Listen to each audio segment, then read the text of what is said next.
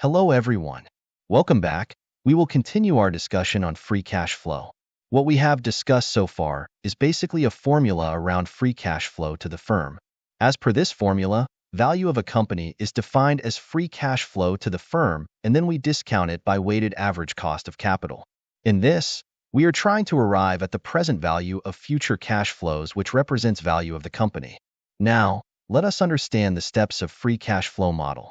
The first step is to list down all the assumptions which we make to arrive at future cash flows. Revenue is the first item in P&L, and we deduct cost of goods sold from this in order to get operating profit. We also deduct SG&A expense, that is sales, general, and administrative expense. We get EBITDA, which is earning before interest, taxes, depreciation, and amortization.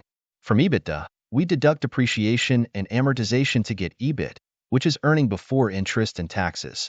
As we notice, EBIT includes interest and profit, so EBIT is attributable to both debt holders and equity holders.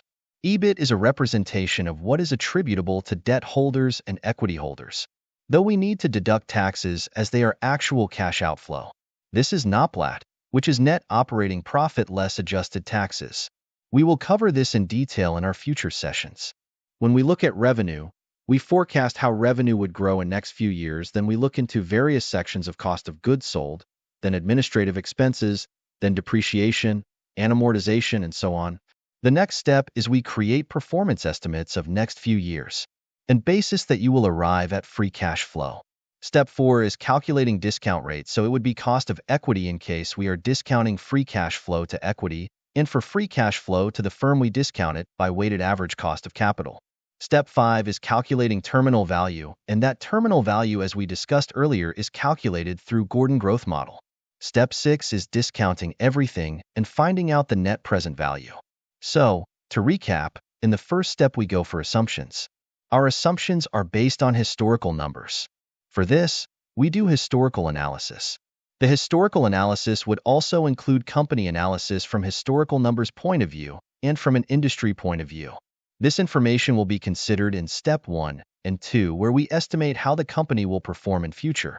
In Step 3, we work on free cash flow, which is pretty much like EBIT 1 minus tax plus depreciation and amortization minus change in working capital minus change in capital expenditure.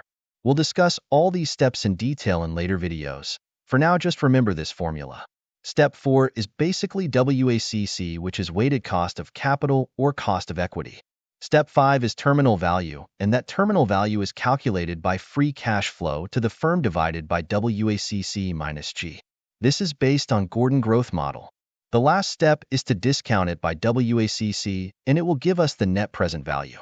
These are all the steps to calculate free cash flow. Before we proceed, let's look into what are the differences between free cash flow and dividend discount model. We will discuss these differences in our next video. Thanks for watching. Please subscribe, like, share, and comment. See you in next video.